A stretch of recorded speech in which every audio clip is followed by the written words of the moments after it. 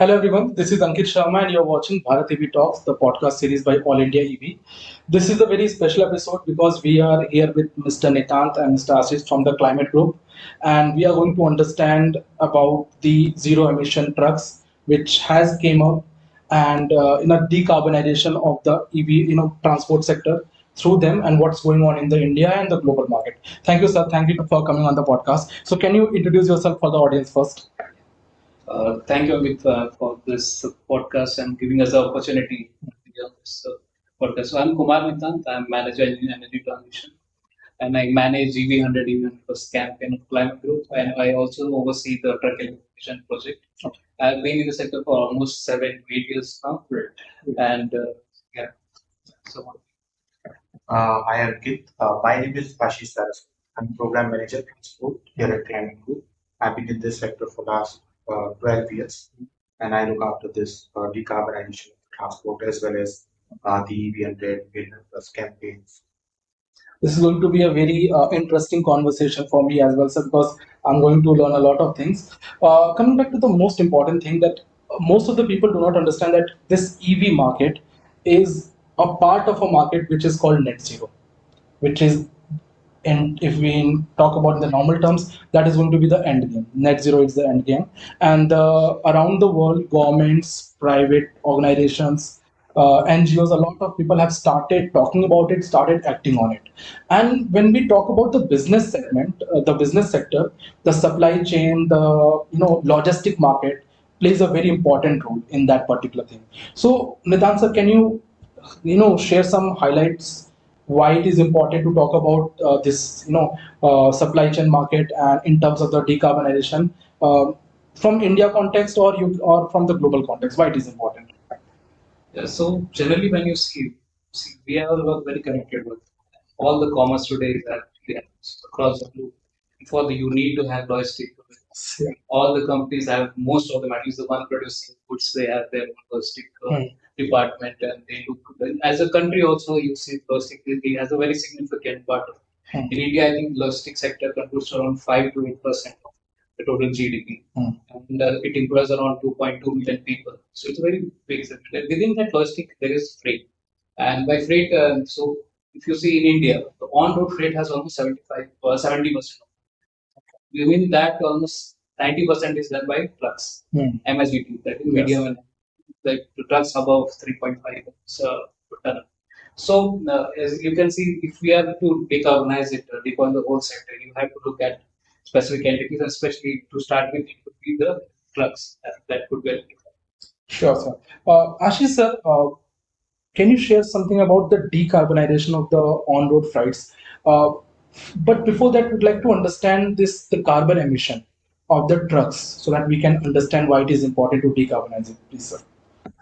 So when it comes to carbon emissions of the trucks, I would say.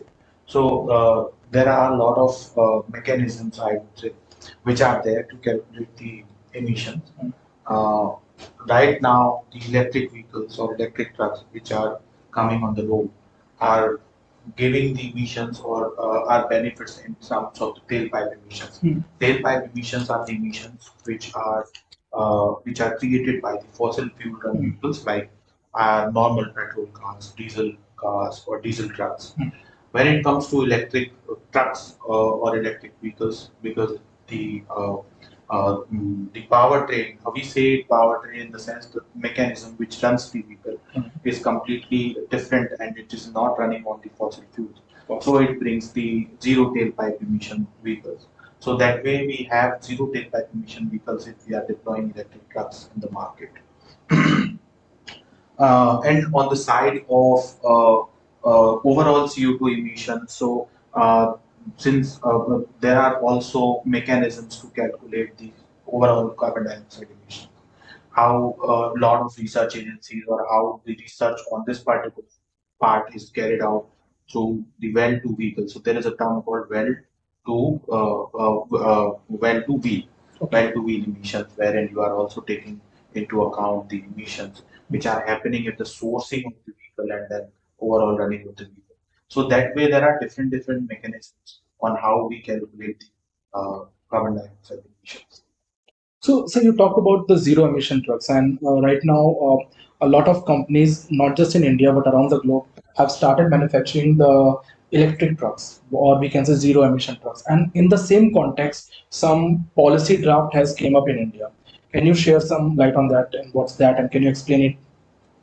So this is a policy roadmap, zero emission truck policy roadmap by the principal scientific advisor, and which has recently been floated to the public. And the draft says the roadmap that would be there for the electric trucks, or how what it looks like for the electric trucks in the future. Okay. When it comes to, I mean, electric truck is one area in the electric vehicle segment, which was a complex area, which still is a complex area because of certain barriers related to high costs and a low uptake of electric trucks in the market. And it hasn't happened the way it happened for electric passenger cars. So the success story for the passenger cars was very, very good, but it was a very nice success story. But for electric trucks, it will still take time for electric trucks to pick up. So that way, this roadmap is something which is kind of defining a roadmap for electric trucks, what it looks like in the future. When it comes to India, it is the fourth largest trucking industry in the world. And despite 3% of the vehicles, electric trucks, or sorry, the trucks, the normal trucks, population of the trucks, is almost one third of the total carbon dioxide emissions. Road transport accounts for 71%, almost 71% of the total volume. And then with the volume, with the urbanization, the population growth, and with more logistic demand, the demand for the trucks is going to be increased in future. And if it is not dealt with the right options or with the right uh, decarbonized mechanisms like we have for electric trucks, the carbon dioxide emissions are going to be multifold in future. Yeah, of course. I mean, you rightly said that the way electric car or electric two-wheeler has picked up, um, the electric trucks, it is going to take time, because the end user, the consumer of, or the driver of the vehicle, is more concerned about the business and the revenue they are generating, and they don't like to invest a lot of time in resting rather than being on the road. And of course, with the electric trucks, it is well known that they are going to take time in getting charged, or if there's some sort of a fault and issue is there, it required a very special kind of assistance, unlike the normal trucks with the fuel based trucks, which have a roadside assistance. And in the electric vehicle, we don't have that kind of stuff yet. The market is still evolving. I have to see, we have not reached the tipping point yet in the entire EV market. It's gonna take time.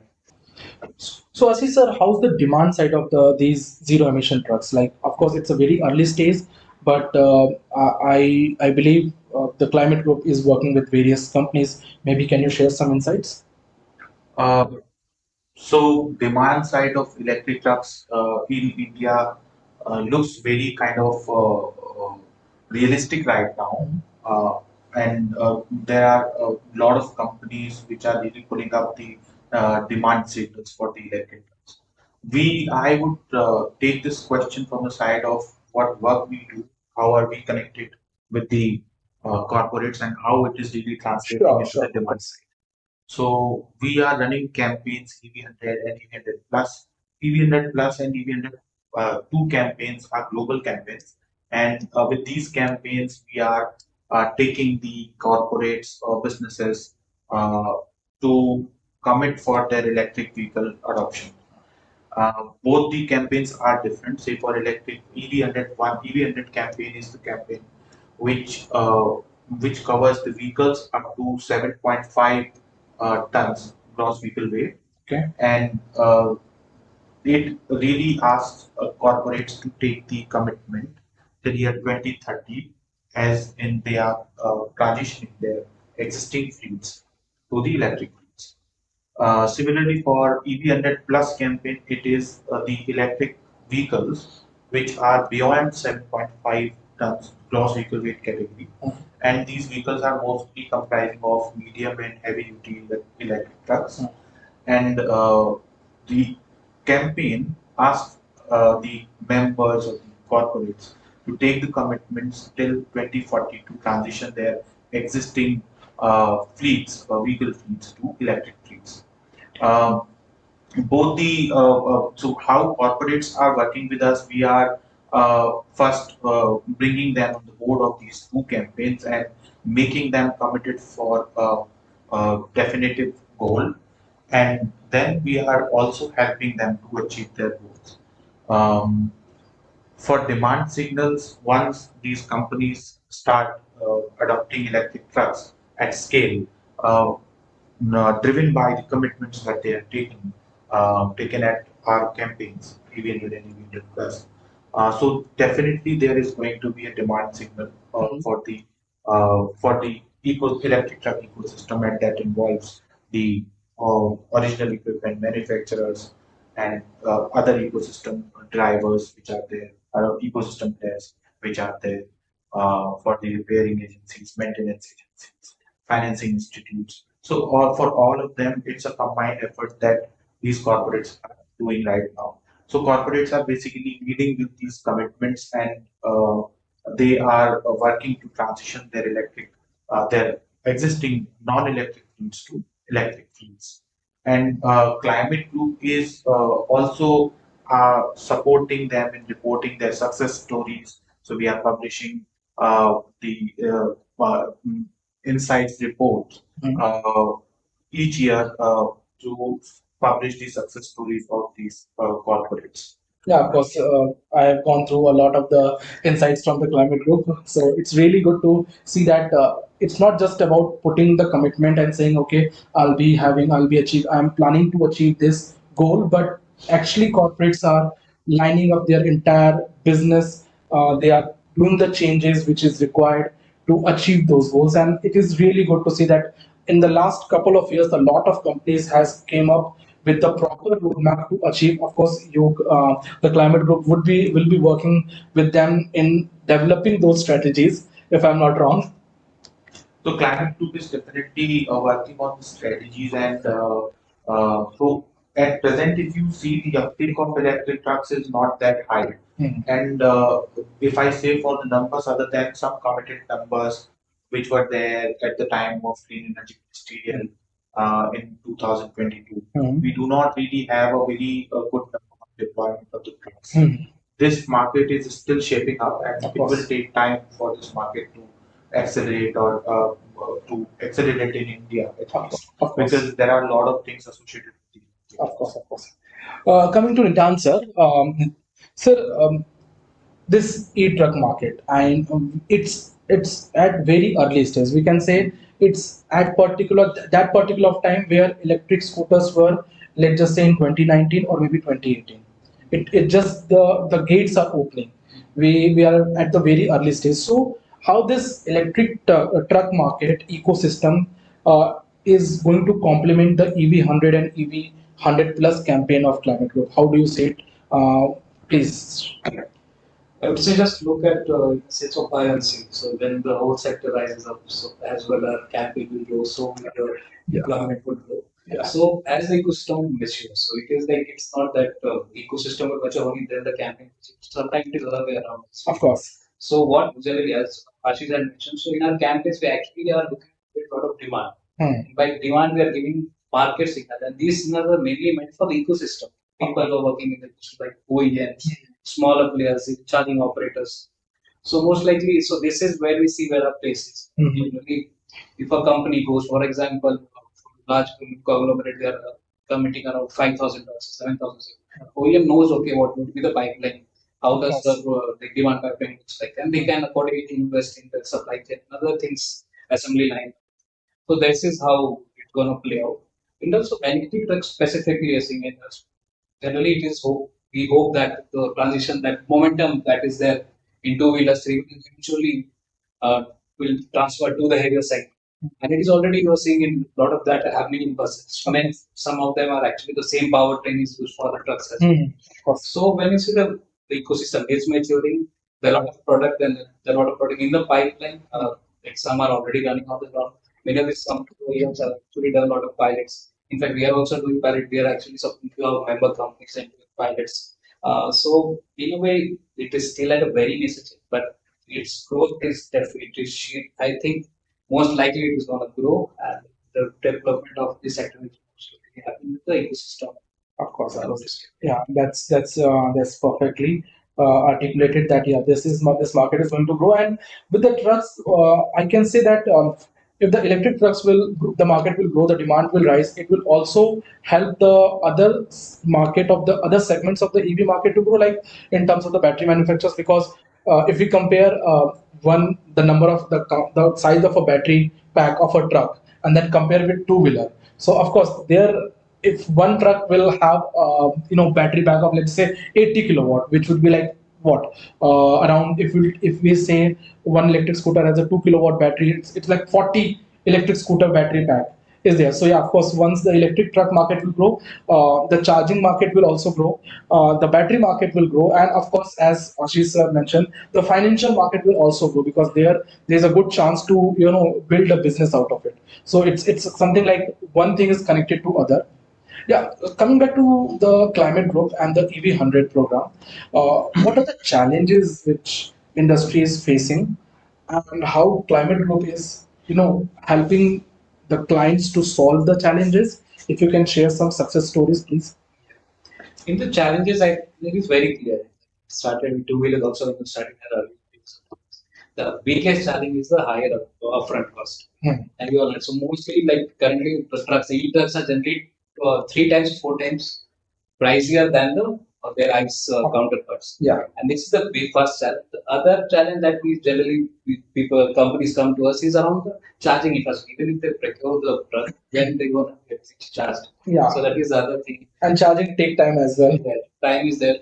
And then there is also the financing. Who going to finance it? The cost is money. Who going to finance? So the various financing options that is very limited currently, and it is not very favorable for trucks at this moment. But then we are seeing green shoots. There are a few companies who are trying testing out certain products. We are also looking doing the financing through different investment arms of banks and other. So that is on the other challenge is I see there is also a misconception around this. So most of that misconception is on the batteries. So what if because the battery cost is around the 40% of the cost of the, and if it catches fire, but then you have to go beyond that. That perception needs to change. The perception itself needs to change. You should go beyond batteries, the cost of batteries, and other things. So I think these are the main few points, like in areas that generally we face challenges in Indian companies for. Yeah, of course. And in the battery segment itself, there are plus points as well. If there is a negative, that after a certain interval of time, the same battery can be used as a ESS, where India is lacking. We require a big amount of ESS where these thing can support. And of course, the biggest thing that, unlike normal trucks, these electric trucks are tech heavy platforms. It required a special kind of engineering and designing. A lot of science is behind that. A lot of companies are coming up with their solutions, thermal solutions, to protect the batteries, and a lot of things are happening. Apart from the e-trucks, any success stories in the EV100 with any of your clients? Maybe someone has reached, let's just say, more than 50% of what they have committed in the last time, or more than 80%. I would say currently the since our campaign EV100 Plus is a very new campaign. So it got launched in 2022 at Climate Week. Okay. And there are limited model of the but then the commitment that we have taken. So JSWC was our first founding. Okay. And they are already doing a lot of pilot, and our other member, even JSWC, they're actually in process of deploying only 50 trucks in one of their routes, cement plant. So these are like some of the companies that are looking at. Even IKEA is doing for their last one day. I think they are almost completed the electrification. In some part of cities, some cities they have achieved the 100% electrification. And then there are other companies like Zomato who are actually they have almost committed almost 3 lakhs vehicles, including maybe two wheelers, three wheelers. But there are also the company like Flipkart who are actually also part of EV100. So they are also looking at find that they are trying out doing some pilot. We are actually supporting them. One, two, three, four, five. So, sir, India is taking a transition. It's a journey. India is in between a journey from fossil fuel based transport to the electric transport, or we can say the zero emission transport. how climate group is complementing this journey, this transition? So I would answer this question from the side of the corporates. How do they fit in this overall context? So all the corporates in the decarbonization journey of the country, corporates play a major role of prime role, and they have their own commitments, climate commitments within their boundaries.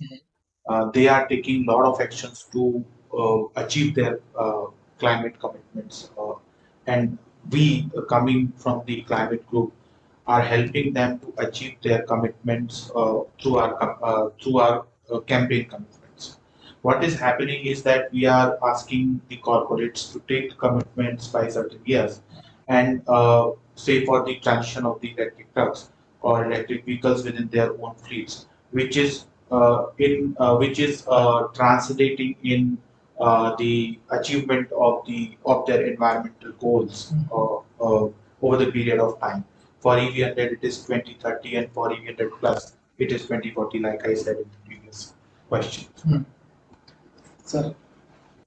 So what we are trying to do is actually making electric transporter as a new norm, and this will be done through corporate action as well as the favorable policy that the government should bring in, and also in terms of like the personal choices as well. And so cumulatively, we need to act, and we need to act now. We don't have the luxury to have additional time, so we have to act now. And by electrifying the fleets, the companies can do their part, and by opting for EVs, normal people, living person can also contribute. And so towards the end, as we know that the EV day is coming, globally and India, we have started celebrating EV day. So if you would like to say something to our audience, please, the camera is yours. Yeah. So on the Vivo of EV day, I would say uh, there are there are a lot of myths around it. So one has to look beyond those myths. You have to realize what is the business case. It's not just about the road, but it will actually these are profitable, not only for good for your pocket, but also pocket for companies. So the time to act is now.